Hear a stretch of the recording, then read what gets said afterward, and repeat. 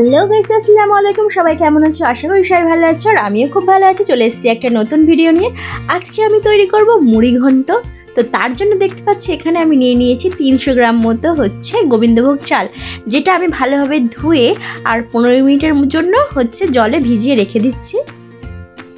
তো ফার্স্ট বলি, যখন এই যে মুড়ি ঘন্টটা আমি ছোটোবেলায় কী ভাবতাম জানো, যে মুড়ি দিয়েই মনে হয় মুড়ি ঘন্ট হয়। যাই হোক, বড় হয়ে সে ভুল আমার ভেঙেছে। তো আজকে চলো ফাইনালি আমি তোমাদের সঙ্গে শেয়ার করব মুড়ি ঘন্ট।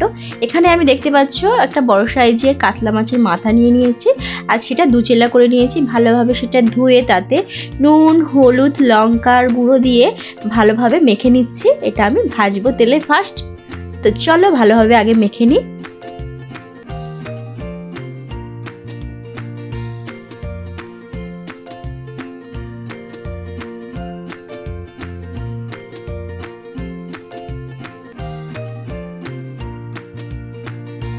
এবার আমি গ্যাসে একটা কড়া বসিয়ে দিয়েছি, আর কড়াটা গরম হয়ে যেতে তাতে আমি দিয়ে দিয়েছি রিফাইন তেল। তেলটা গরম হয়ে যাওয়ার পরে মাছের মাথাগুলো আমি ভেজে নিচ্ছি। তো দেখতে পাচ্ছ ফার্স্ট একটা মাথা দিয়েছি, তাই পুরোটা যেন কড়াটা ভরে যাচ্ছে। মাথাটা বুঝতে পারছো কত বড়। যাই হোক, আমি মাছের মাথাটা এপিট ওপিট করে ভালোভাবে লাল লাল করে ভেজে নেব।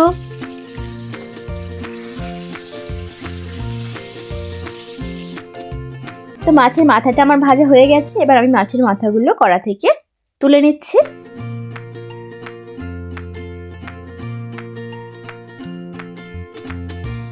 তো এবার আমি এখানে কিছু মশলা রেডি করে নিয়েছি। তো দেখো, এখানে আমি 2 থেকে 3টে আলু এইভাবে ঢুমো ঢুমো করে কেটে নিয়েছি, আর 4-5টা কাঁচা লঙ্কা চিড়ে নিয়েছি, 2টো ছোটো ছোটো সাইজের টমেটো কুচিয়ে নিয়েছি, আর 3টে মাঝারি সাইজের পেঁয়াজ নিয়েছি কুচিয়ে, ধনেপাতা কুচি, 2টো তেজপাতা আর একটা শুকনো লঙ্কা। তো চলো, যেই তেলে আমি হচ্ছে মাছের মাথাটা ভেজেছি সেই তেলে আলুগুলো হালকা লাল লাল করে এরকম আমি ভেজে নিচ্ছি। তো আমার ভাজা হয়ে গেছে।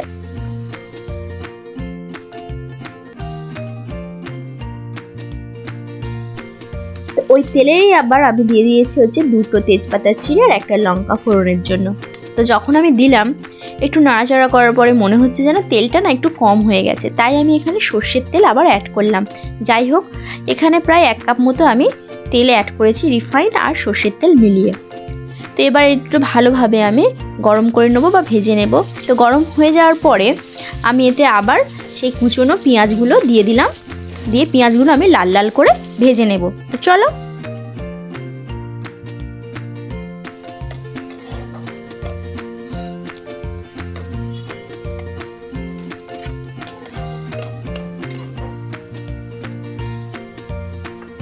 তো আমার পেঁয়াজটা লাল লাল করে ভাজা হয়ে গেছে। এবার আমি এখানে দিয়ে দিচ্ছি আদা রসুন একসঙ্গে বাটা 2 চামচ মতো, দিয়ে আমি তেলের উপরে ভালোভাবে নেড়ে চেড়ে নিলাম। এবার একে একে সব মশলাগুলো দিয়ে দেবো। তো এবার দিচ্ছি হচ্ছে লঙ্কার গুঁড়ো 2 চামচ, যে যেমন লঙ্কা খাও, আর 1 চামচ হলুদ গুঁড়ো, 1 চামচ জিরের গুঁড়ো, আর দিয়েছি 1 চামচ ধনে গুঁড়ো। এগুলো দিয়ে ভালোভাবে মশলাটা তেলের উপরে ভেজে নিচ্ছি।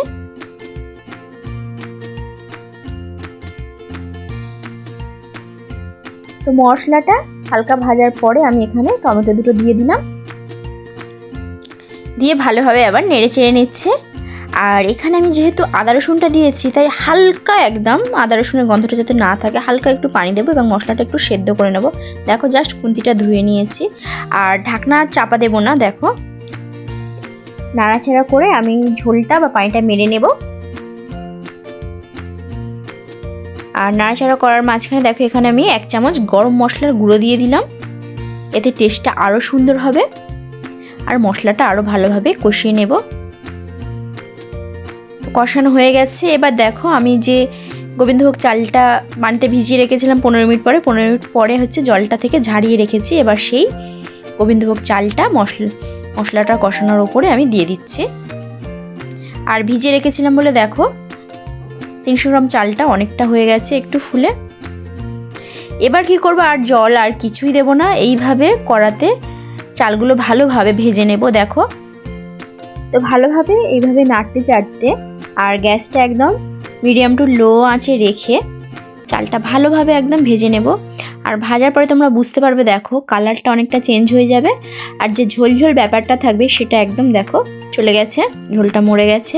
আর এই সময় বুঝে নেবে যে তোমার চালটা ভাজা হয়ে গেছে। এবারে আমি এখানে জল অ্যাড করব। এতক্ষণ কিন্তু আমি জল অ্যাড করিনি।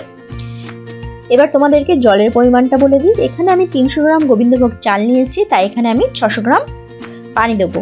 তোমরা যদি বাটি মেপে নাও, 1 বাটি যদি চাল নাও সেখানে তোমরা 2 বাটি জল দেবে, মানে যা চাল নেবে তার ডবল জলটা দিতে হবে। এইভাবে যদি পরিমাণ মেপে তোমরা জলটা দাও তাহলে মুড়িঘণ্টটা ঝরঝরে হবে, খেতেও টেস্ট হবে। যাই হোক, আমার জলটা দেওয়া হয়ে গেছে। এবার আমি একটু নেড়ে ঢাকনাটা চাপা দিয়ে দিয়েছি, আর গ্যাসটা আমি মিডিয়াম টু লো আঁচে রাখবো এই সময়।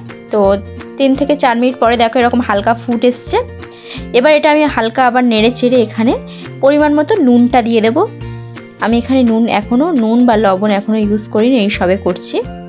তোমরা চাইলে আগেও দিতে পারো, পরেও দিতে পারো, বা আমার মতোও দিতে পারো, যেটা যার ইচ্ছা। তো নুনটা দেওয়ার পরে আমি আবার নেড়ে চেড়ে আলু যে ভেজে রেখেছিলাম সেটা দিয়ে দিলাম। আলু দেওয়ার পরে এখানে আমি কাঁচা লঙ্কাগুলো এইভাবে ওপর দিয়ে দিয়ে দেবো।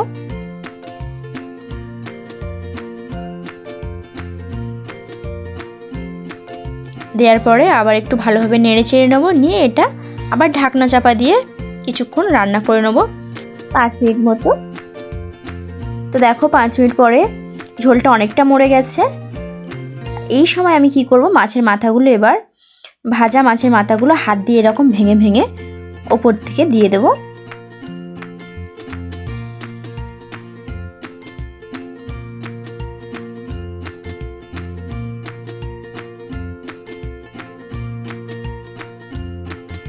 এবার হাত দিয়ে যতটা ভেঙেছি, এবার কি করবো, খুন্তি দিয়ে ভালোভাবে ভেঙে চালটার সঙ্গে বা ভাতটার সঙ্গে ভালোভাবে আমি মিশিয়ে নেব।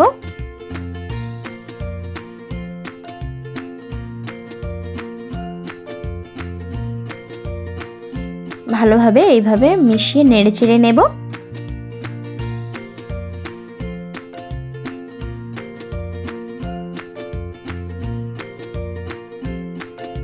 এবার ওপর থেকে আমি ধনেপাতা কুচিগুলো ছড়িয়ে দেব, দিয়ে আবার একটু নেড়ে চেড়ে নেব।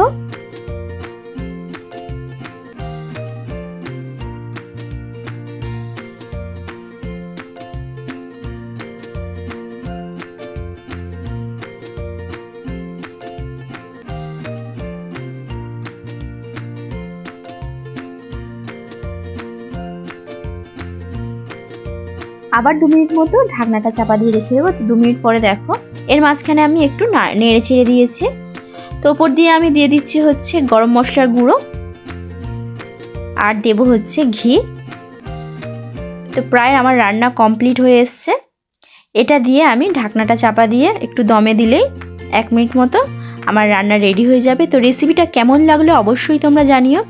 খেতে কিন্তু দুর্দান্ত হয়। যারা মুড়িঘণ্ট খেয়েছো তারা জানো, আর যারা খাওনি তারা এক্ষুনি বাড়িতে তাড়াতাড়ি তৈরি করে নাও। যাদের রেসিপিটা ভালো লাগবে তারা কমেন্ট করতে একদম ভুলবে না। একটা কমেন্ট, একটা লাইক, একটা শেয়ার করে দিও। আর যারা নতুন তারা চ্যানেলটা সাবস্ক্রাইব করতে একদম ভুলবে না। সবাই ভালো থাকবে, সুস্থ থাকবে। আর তার সাথে সাথে আমার খাওয়ার ভিডিওটাও তোমাদের দিয়ে দিয়েছি, আর কতটা ঝরঝরে হয়েছে সেটাও তোমরা দেখে নাও।